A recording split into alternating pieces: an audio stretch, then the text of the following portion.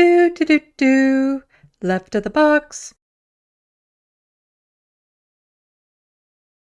Hello, welcome to Left of the Box. Bonjour, bienvenue. I'm Sandy. A video from a fellow Ontarian, Unlearn16, kept popping up in my Twitter feed. I haven't seen a lot of her videos, but of the ones I've seen, I like. I was going to skip over this one, but the replies to it from my Twitter peeps caught my attention. So I watched it. Turns out I have a lot of strong feelings about it. While you're here, please hit my buttons. You can also follow me on Twitter, providing it is still a viable platform. I am now also on TikTok. Please go check me out there and help me build that account. If you can, please support my channel by becoming a patron or purchase something off my wish list. Every little bit helps. Links are in the description box below. This isn't a call out. I'm not going to be like, how dare she say this? I feel no need to make snarky comments towards her. We simply have a disagreement, which is allowed and healthy. Unless they're a right-winger and pushing views that harm people and they're insincere, bigoted, not an honest actor, and just simply a horrible person. In which case I say, unleash the snark. This is not that. Here's the clip from Unlearn16. To be a teacher, to have my job, you need to have at least 6 years post-secondary degree, 4 years undergrad, and 2 years teaching qualifications in order to do what I do every day. She goes on to list a bunch of professions and the immense education requirements needed for them. To get a driver's license in Ontario, it takes you at least 20 months and 3 tests, 1 written and 2 practical. But to be an elected official, to run the province or the federal government, all you need is citizenship, to turn 18, to be popular, have a list of people qualify for you and say, yeah, I like that person, and then to have a bunch of money to donate. Do you think maybe this is why we're having a crisis of government? No, not really. Having an education doesn't mean a person is informed and competent, just like not having an education doesn't mean a person is uninformed and incompetent. I've met people who've been through university who lack the ability to think critically and make calculated decisions.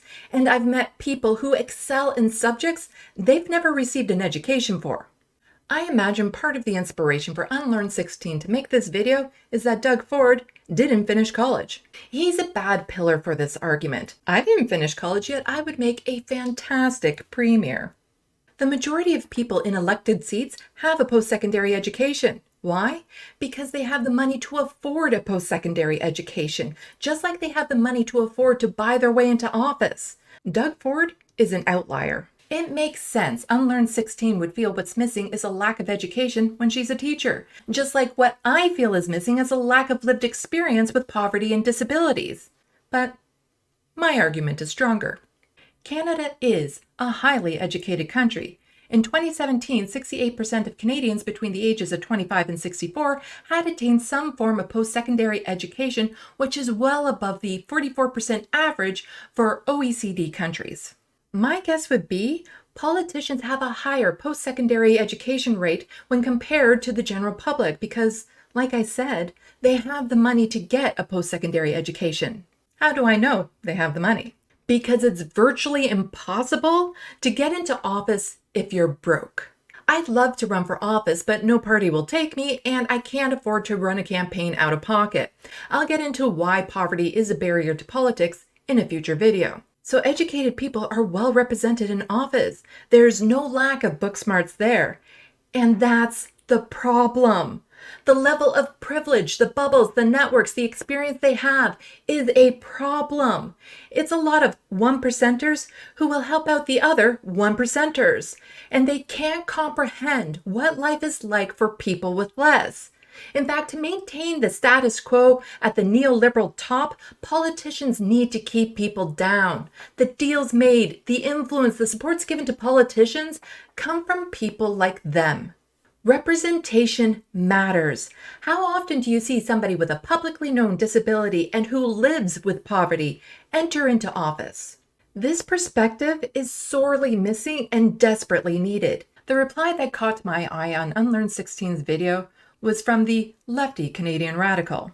I'll take. Yeah, she's never been one to mince words. Part of what makes her great. Elitist as well. The entryism in politics is bad enough that working class people can't afford to run or lead our parties, thus consolidating power for the haves to weaponize against the have-nots. To which Unlearned 16 said, the driving force of division of power in Canada is money, and when I spoke of education, I wasn't predisposing what type. Quickly on this.